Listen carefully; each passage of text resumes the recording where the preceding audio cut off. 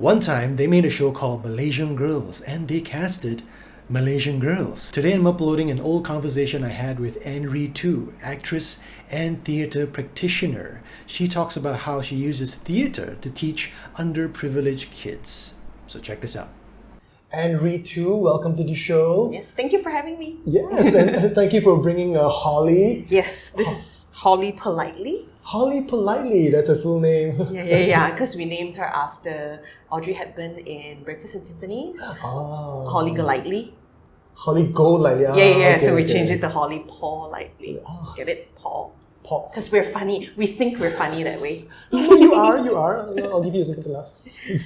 Okay. So yeah, thanks for loaning her to the show. Of course. Now I think she's a bit tired out now. She's taking a nap. Oh, okay. Taking a nap. Okay. Where'd you find her? She was a rescue. There was a lady that was in Bentong that rescued her and two of her siblings in a drain because she feeds like strays and all, and then she found them in the drain and then she picked them up, and then I saw it on one of those rescue like Facebook page that post up like rescue cats and pets, strays and all for adoption. So then we decided that we take a drive on a Sunday and say, okay, let's visit and then see whether or not her temperament is suitable, because we already have another stray that we rescued previously, that we adopted at home, that's really timid, and then so we needed we needed to find like a very suitable temperament cat to keep the other Mr. Miyagi company. Mr. Miyagi is the other stray that because we love movies, so the classics. You love movies, don't you? Yeah, we do. It's quite obvious, I think. Pretty obvious, yeah. Do you remember where we met? We met like years ago in Kai Baha's party. Yeah, I think so. But I remember it was a long time ago. I can't remember exactly where. But yeah, I remember it was like a gathering or something like that. Yes, it was at Kai Baha's open house at his parents' Hari Raya open house. Right. Yeah. That's a long time ago. That's a really long time ago. Yeah. And you know what I actually remember? I never actually told you guys, but what I remember about that day was that I went there and I didn't know anyone there. So I happened to be seated next to you. So because I didn't know anyone, so I was like, hey, are you a friend of Kai? So I just started talking loud, right? Yeah, and then your husband Michael, you know what I did? I saw him put his hand on your leg. Oh. I saw that. So he saw like, asserting dominance. Yeah. So yes, I saw that. But yeah, it's all good. So that's where I met you and Michael. So we've been keeping in touch ever since. So it's a long time ago. It's a long time ago. Yeah.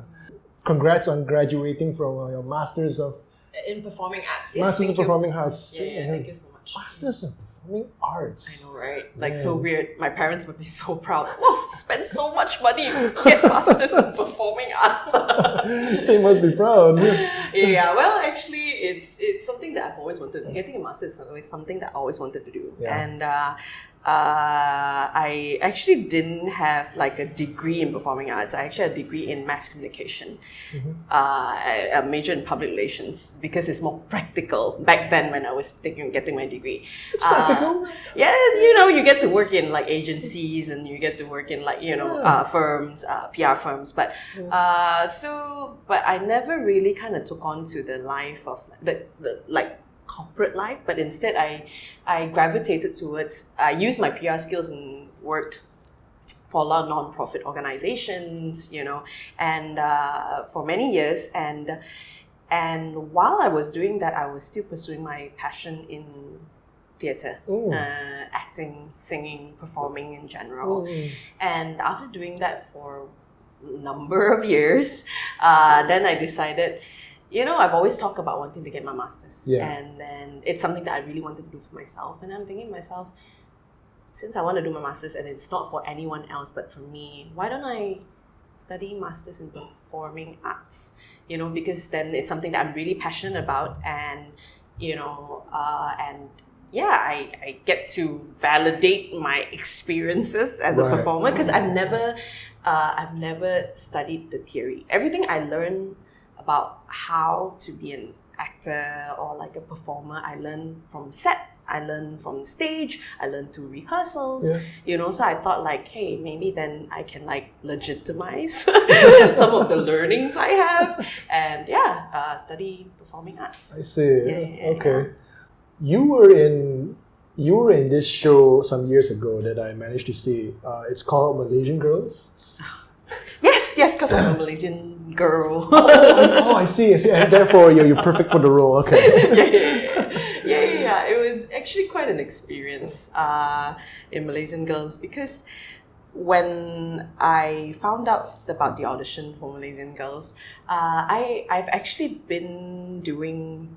I've been performing for a while, but because CalPAC is obviously very well known, and a lot of people will ask me like, so have you done like CalPAC work? But till then, I've never, because I'm a freelancer, right? So I work with everyone, Right. and I've never worked CalPAC. So that was my first attempt in trying to get into a CalPAC production. And what intrigued me was the reason why I actually decided, okay, let's take a leap and like just audition for CalPAC, because it's prestigious, right? And then was because the premise of the production was really interesting. It was basically a story written by Mark Bo De Silva, and it was directed by Joe Hasham, and it also was co-directed by Kelvin Wong and Chris Ling. Basically, at that time, the director in residence in CalPAC. So it was so interesting, like, wow, in one fell swoop, just me auditioning, if I get into the production, I get to work with all these, prominent people. Yeah, it was really interesting. And then, and also, on top of that, the songs that was for the musical is actually being written specifically by local singer-songwriters, people who are not like musical songwriters, which are quite different so you get like really indie style of music, and I'm like, I'm sold. Where do I sign up? You know what I mean? So it's really quite interesting. And then obviously for those who have watched the musical, whether or not you like it, I guess it's it's to each its own, I suppose. But for me, the experience actually was really good. What I took out from it, it was a really interesting experience. On top of that, I made really good friends. Nice. Yeah, I really like, because the productions Good morning. Good morning. Morning. Yeah, because the cast were all led by women, right? Yes, because Malaysian Girls, and then so I get to work with like a group of women that I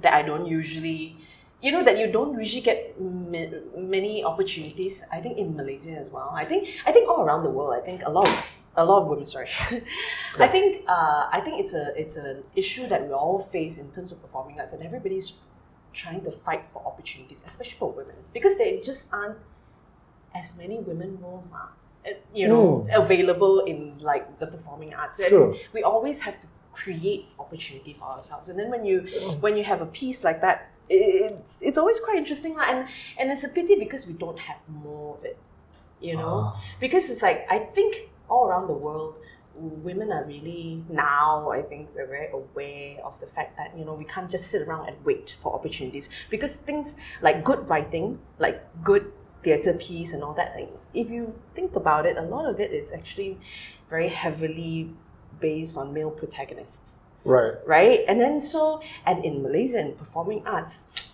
there's like, every time you go in for an audition, for any open audition, there's like one guy to like 10 girls, like trying to fight for like and then the roles will be like 5 men and then 2 women. You know what I mean?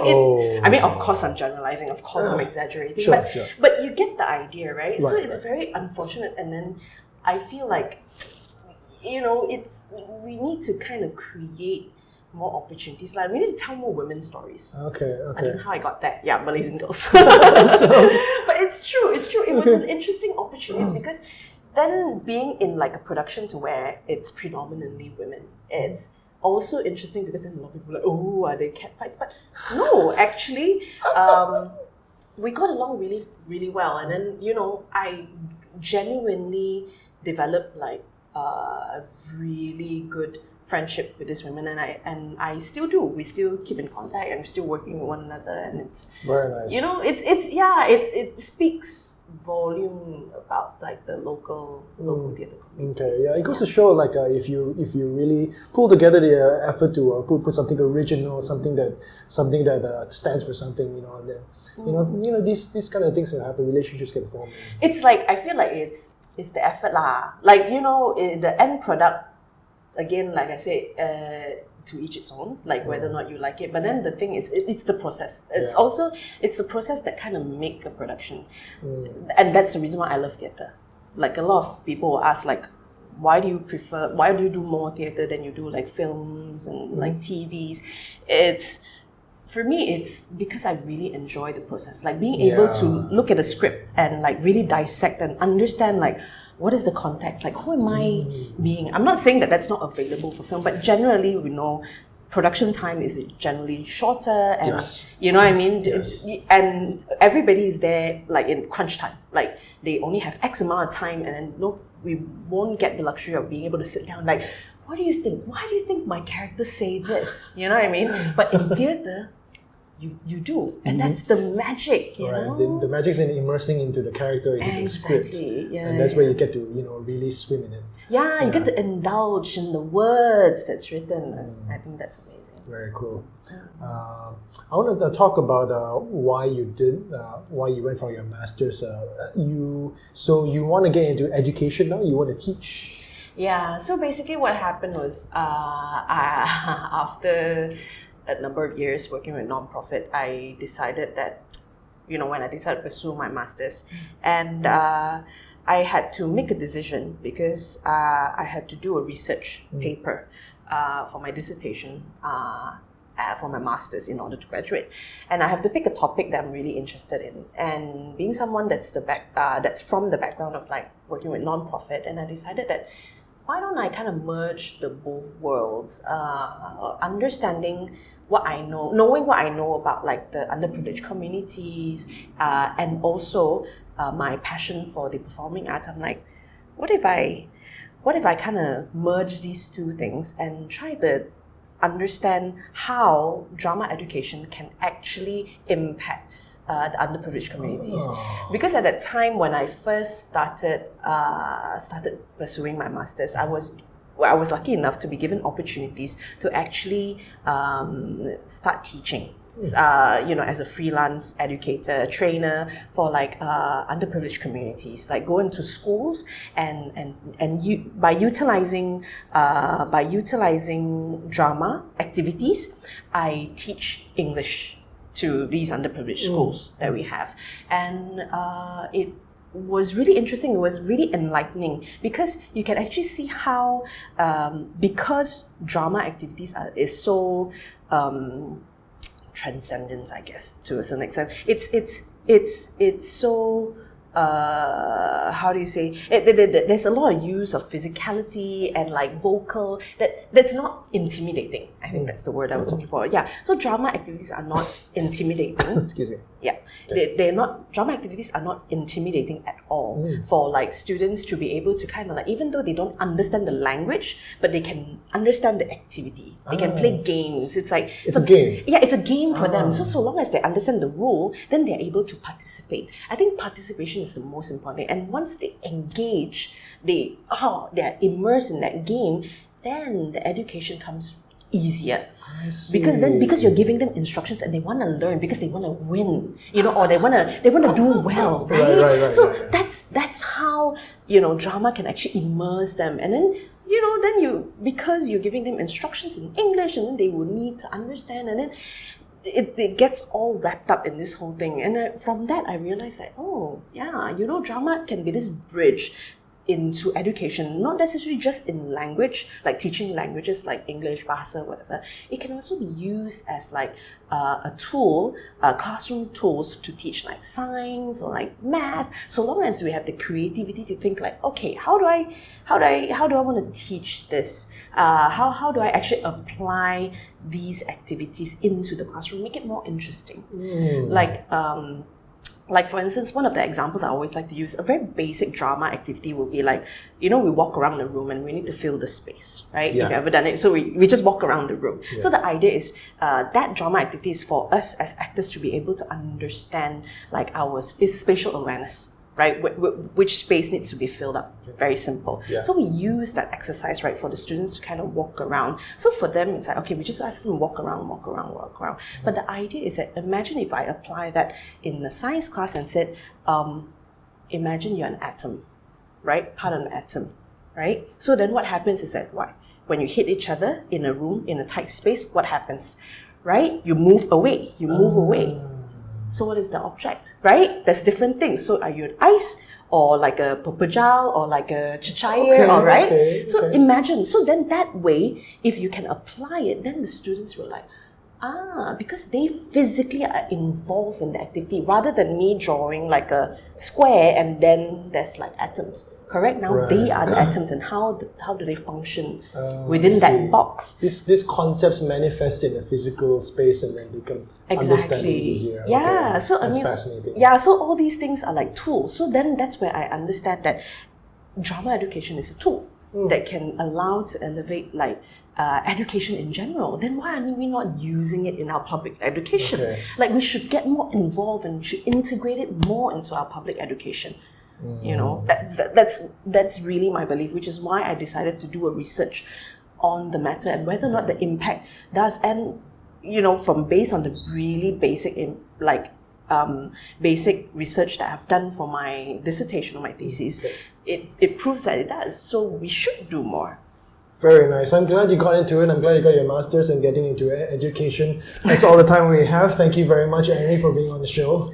Thank you so much for having me, and thank you so much for having Holly, who's fast asleep again. Oh, bye. Goodbye, everyone.